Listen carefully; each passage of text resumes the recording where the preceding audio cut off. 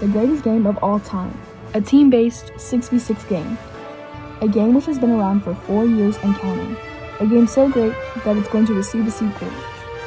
This game is full of interesting characters, also called heroes, some of which include Spider-Girl, Pigman, Harambe, Midget, and a ton more.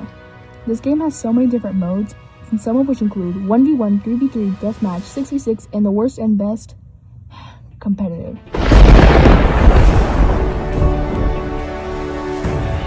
Competitive is a ranked move which consists of 7 ranks: Bronze, Silver, Platinum, Diamond, Master, and Grandmaster. The average player is stuck in gold, 33% actually. That means it's filled of one-tricks, toxic people, and throwers. It is so satisfying to watch your rank grow 25 to 30 points per match when in a competitive, but you can lose 25 to 30 points also. It's a risk because even if you're an amazing player, it's sort of RNG, because you could be put in a game with people who don't care or are just bad. So now that we've gone over a few stuff, we're going to go into more detail. The game is divided into 3 player categories: DPS, also known as damage, tank, also known as front lines, and healers. DPS have the biggest variety, which adds up to 17 total heroes.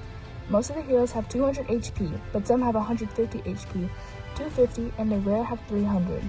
The DPS is arguably the most fun, and that is why the queue for a game as DPS is okay. These are the heroes that deal damage and are supposed to take care of the other team's heroes. Tank. Tanks are frontline, big health heroes. There's main tanks that have shields. Some have shields that are gradually extended forward. Some have shields that can be shot against the room. Some hold a high health shield that replenishes when broken. And some have shields that are big shields that like gravity. Then there's off tanks like a Russian woman named Zarya, who have bubbles that protect her and her teammates. There is a total of 8 tanks. Now healers. Healers have the least amount of variety at 7. They are easily capable of dealing insane amounts of damage, but since they have to heal, they're limited to what they can do. They can also die really easily if you don't have good tanks that can protect them. They are so important to the team and can determine the win or loss of a game if they don't heal.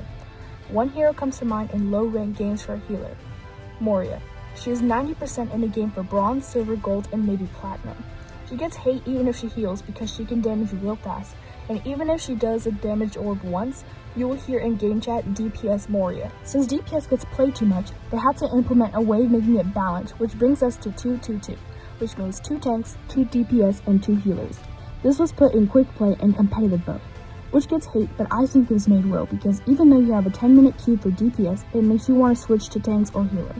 Healer has a queue of around 3 minutes, and tank has a queue of around 1 minute. The game has modes like capture a point before the other team 2 times, escort a payload which can be stalled when the other team touches it, and a mix between them. Overwatch doesn't only have one game mode, it has an arcade area which has 3v3s, 1v1s, soccer, special limited time modes, and more that changes each day. This is for some fun. Overwatch also has a mode called Quick Play, which is just competitive but without risks. Overwatch also has player-made modes. These are insane what people do, since you can alter literally almost anything. People have made modes like Color Run, which you have to make to a certain color before time runs out or you die. They have also made a floor is lava, which you have to escape the lava, and so much more. The limits are limitless. The game has so many attributes that could appeal to literally anyone. This game is so amazing, and there is one more thing that makes the game 10 times better. Golden guns. These are so incredibly painful to get, but so damn enjoyable to watch when you have them. You get 15 golden gun points per competitive win just to win, 0 per loss and 3 per tie, and you have to get a total of, drumroll please, 3,000. Here's some math for you. Each game lasts between 20 to 30 minutes. Let's round it to 25.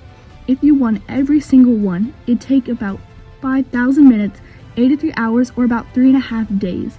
That's not including losses and queue time, which would make this so much longer. But you can receive them faster. By the end of each Overwatch competition season, you'll gain a certain amount of points per what rank you are. Bronze equals 25 per slot, DPS, tank, or healer, meaning you can get a total of 75. Silver, which is 50 per slot, Gold, 100 per slot, Platinum, which is 200 per slot, Diamond, which is 300 per slot, Master, which is 450 per slot, and Grandmaster, which is 650 per slot.